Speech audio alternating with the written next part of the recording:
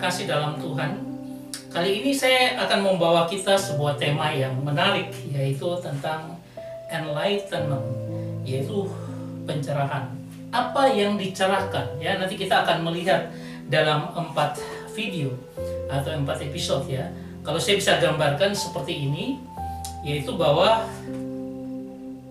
kita bicara pertama tentang pencerahan. Enlightenment itu adalah apa itu pencerahan? Kemudian pernah atau sudah mendapat pencerahan atau complete, sudah sempurna pencerahan itu. Kita akan melihat dalam 4 session dan saya berharap kita mengikutinya. Kita akan melihat pada episode yang pertama, apa itu enlightenment. Ya, jadi apa itu pencerahan ya? Coba kita lihat bersama. Ini menarik.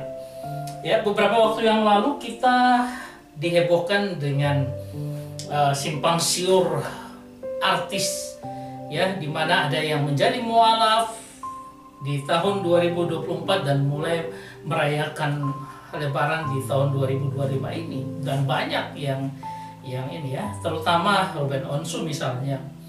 Ya, apa yang terjadi sebenarnya? Apakah mereka pernah mendapat enlightenment atau mereka sudah, atau bagaimana? Nanti kita akan melihatnya supaya kita bisa menarik garis yang jelas dan memahami fenomena seperti ini. Saya berharap kita mengikutinya sampai terakhir. Saudara yang terkasih ya, ada yang dikenal dengan abad ya, jadi Age of Renaissance ya, pada abad ke-14 sampai 17, di mana itu merupakan satu abad pembaharuan di Eropa. Humanisme, kemudian empirisme, rasionalisme.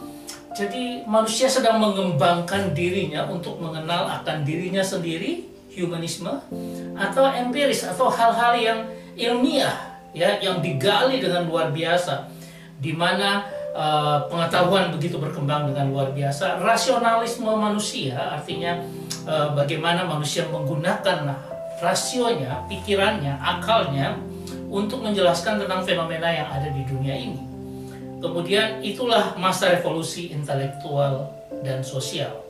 Nah, ini bisa digambarkan seperti ini ya. Dalam bidang seni luar biasa muncul seniman-seniman yang dahsyat ya, yang luar biasa, yang karyanya sampai dengan abad ke-21 ini tetap diakui. Kemudian kita masuk pada abad selanjutnya yang disebut dengan abad enlightenment ya. Artinya adalah kurang lebih abad 17 dan sampai dengan abad 19. Nah, ini adalah gerakan intelektual dan filosofis, mencari pengetahuan tentang diri sendiri, mencari dengan logika dan sebagainya. Ya, fokusnya adalah kebahagiaan manusia, pencarian pengetahuan, penalaran akal, observasi panca indera. Ini semua dikembangkan dengan luar biasanya pada abad pencerahan ini. Yaitu ada cita-cita kebebasan, kemajuan, toleransi, persaudaraan, pemerintahan, konstitusi, ini berkembang dengan luar biasa. Lalu ada pemisahan antara gereja dan negara ya. Muncul gerakan-gerakan yang luar biasa, John Wesley, ada gerakan Pietism dan sebagainya. Sampai pada abad 19 ada gerakan karismatik, Pentakosta. Ya, semua itu berkembang di situ. Nah, ini bisa kita gambarkan seperti ini. Dan inilah yang disebut dengan menuju era modern ya. Pencerahan itu membuat kita maju ke era modern. Oke. Tapi kalau kita mau lihat dari semuanya itu, sebenarnya enlightenment itu sudah ada di dalam Alkitab. Sejak semula, saya bahkan katakan, Kejadian 1 ayat 3 dikatakan begini. Berfirmanlah Allah, jadilah terang, lalu terang itu jadi. Orang menganggap ayat ini adalah di mana terang itu diciptakan oleh Allah. Padahal tidak sebenarnya seperti itu. Terang itu sudah ada sejak semula, bukan diciptakan. Kalau seperti ini kan berarti terang itu diciptakan. Ya, tetapi kalau kita mau lihat dari bahasa Ibraninya, itu dikatakan Vayomer Elohim Yehi Or Vayehi Or. Ya, yang artinya apa? Ternyata di situ ada kata Vayomer Elohim, firman, Allah berfirman, ya. Berfirmanlah Allah. Kemudian dikatakan Yehior. Yehior, Vayehior. Nah, Yehior atau Yehi itu adalah dari akar kata haya. Demikian juga Vayehi itu akar kata haya. Di mana akar kata haya itu menunjuk pada eksistensi yang luar biasa, yaitu Yud He Vav He, to be, keberadaan. Jadi kata haya itu merupakan keberadaan ilahi, keberadaan Allah yang kekal ya dan abadi. Sehingga ketika dikatakan Yehior, bersinarlah, itu adalah Bapa menyampaikan kepada sabdanya, kepada firman yang adalah terang untuk bersinar. Atau bisa dikatakan bahwa dalam bahasa Yunani dikatakan ego eimi, akulah dia. Aku, keberadaan aku ini bersinar. Ya. Sehingga kalau kita katakan yang benar adalah let there be light, biarkanlah dia bersinar. Atau mau dikatakan let him do something, dan biarkanlah dan biarlah dia melakukan sesuatu.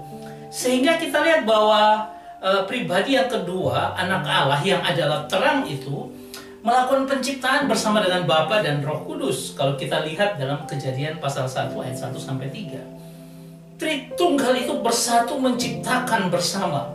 Itu sama dengan dikatakan dalam kata bara Elohim. Ya, bara itu tunggal sedangkan Elohim jamak. Berarti ada apa? 3 tetapi 1 yang berkarya. Jadi enlightenment itu sudah ada dalam Alkitab sejak semula. Dan ini lalu dikukuhkan lagi ketika Yohanes pasal 1 ayat 9. Terang yang sesungguhnya yang menerangi setiap orang sedang datang ke dalam dunia. Dan itu merujuk pada Yesus. Bahwa Yesus itulah terang dunia sehingga dia datang dan menerangi kita. Sehingga kita mendapatkan pencerahan. Nah, kalau kita lihat ya hari raya terang, hari raya Hanukkah yang biasa dirayakan, pada waktu itu Yesus juga merayakan itu pada 25 Kislev. Itu jatuh tepat hari Natal, 25 Desember.